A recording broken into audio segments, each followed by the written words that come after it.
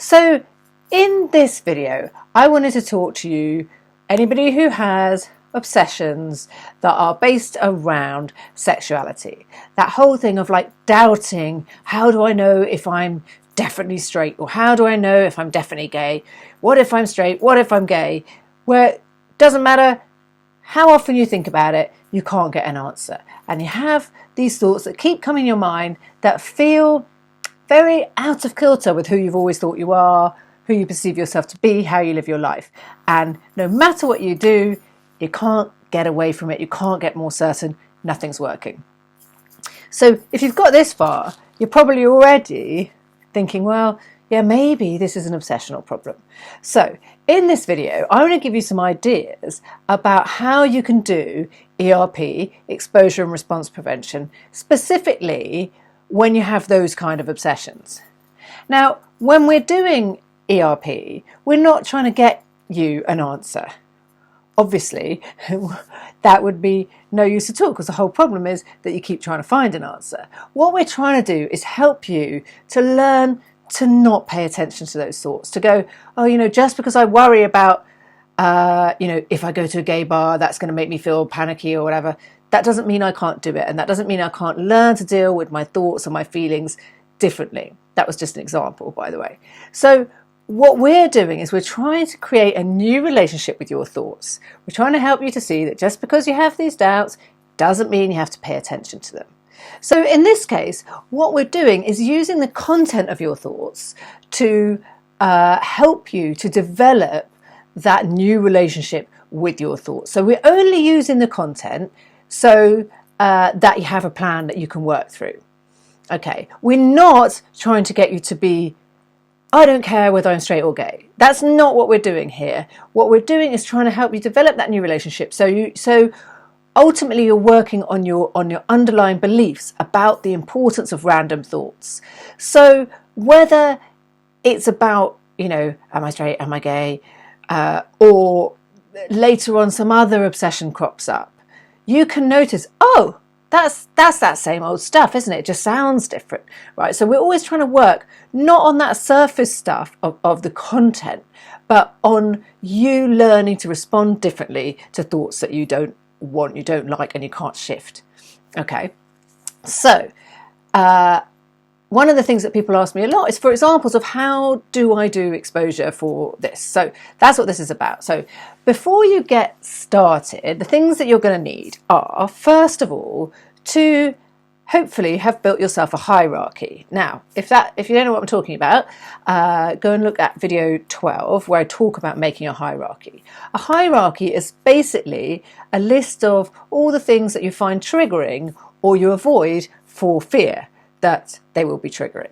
So you get them all on a big list and kind of put them in a vague order of like the thing that you think would be scariest and something you think would be kind of manageable, but you just prefer not to do it, right? And that's your sort of map of your ERP. Right? That's your game plan, right? You're going to work through that. Okay, and then the other thing you need is a vicious flower. So again, if you don't know what I'm talking about, go back, I think it's video number 5. And that talks about a vicious flower, which is for you to see all the things that you do that are maintaining this problem and your focus on these thoughts and your focus on this subject matter. So that obviously is things like avoidance, that's a massive one, engaging with the thoughts, trying to get an answer, looking for evidence that you are not gay, are not straight, are not whatever it is that you're worrying about. All of those kind of things, dressing in a way that makes you feel more secure, loads of different things that you do, anything that you do to try and avoid discomfort or make yourself feel better.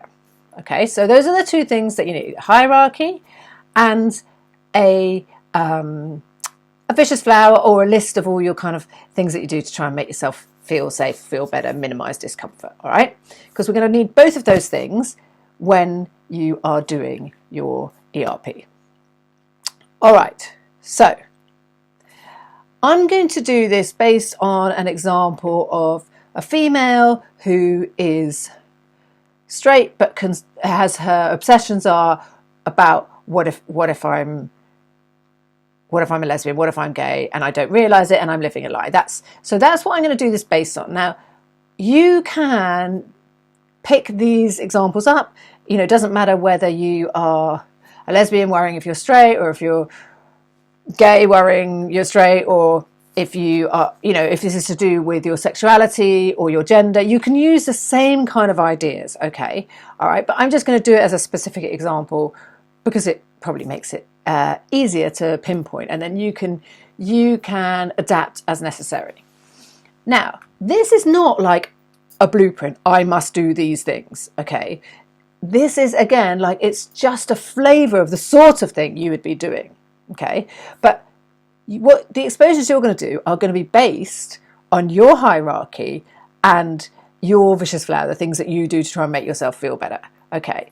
So you take, for example, something on your hierarchy like, oh, let's say with this person who I was mentioning, we would work on this idea of a woman who had obsessional thoughts that she was a lesbian and was ignoring it and all of that stuff. So, for example, on her hierarchy, it would be like looking at women in the street, right? That's relatively low down for her, but it was still triggering.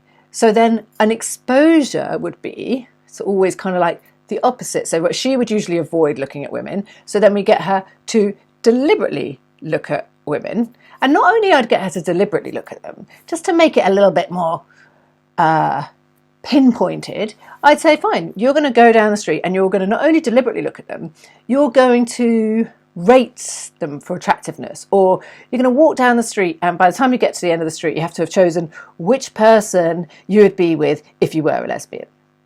So by doing that, it's not only that she's not avoiding, it's that she's actually bringing on more of the anxiety of like, oh my God, look, now I'm actually considering are they attractive or not, which she worries is going to make her feel more doubtful, okay? But actually, by doing the opposite, over time, she goes, oh, look, I'm doing that and actually it's not bothering me that much. So actually it makes her less doubtful.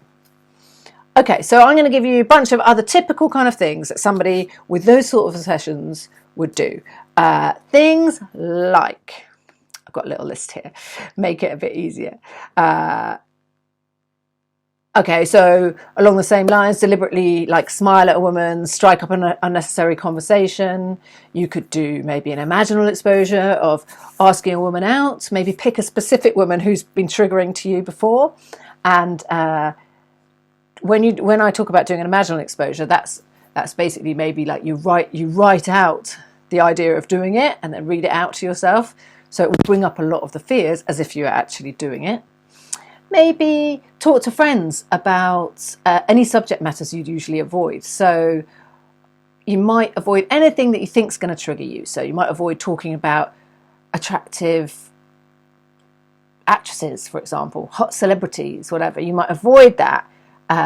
So instead, what you would do is you deliberately bring up that conversation and you'd say, oh, do you know, I was watching this the other night and I thought X, some female, was like really sexy in it or something. So you're actually going to deliberately bring stuff up rather than avoid it.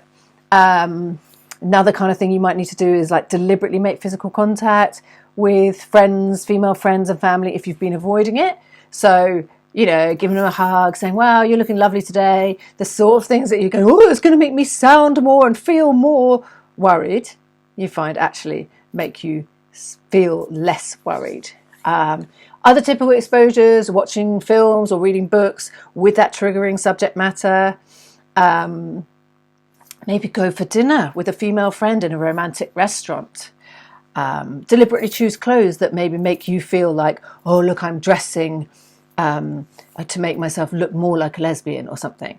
You know, if sometimes that's what people would do. They would like dress extra girly. They'd want to wear their DMs, but they go, oh no, I shouldn't wear them because, you know, so I've seen a lesbian wear those before and therefore I can't do it. So again, it's doing that opposite thing, making yourself feel less comfortable rather than more comfortable.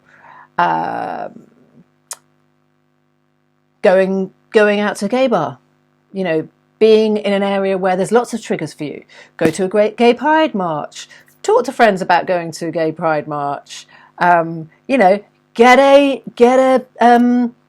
a gay pride bracelet, do all those, you're looking for all these things that are going to make you think more about, be triggered more rather than triggered less.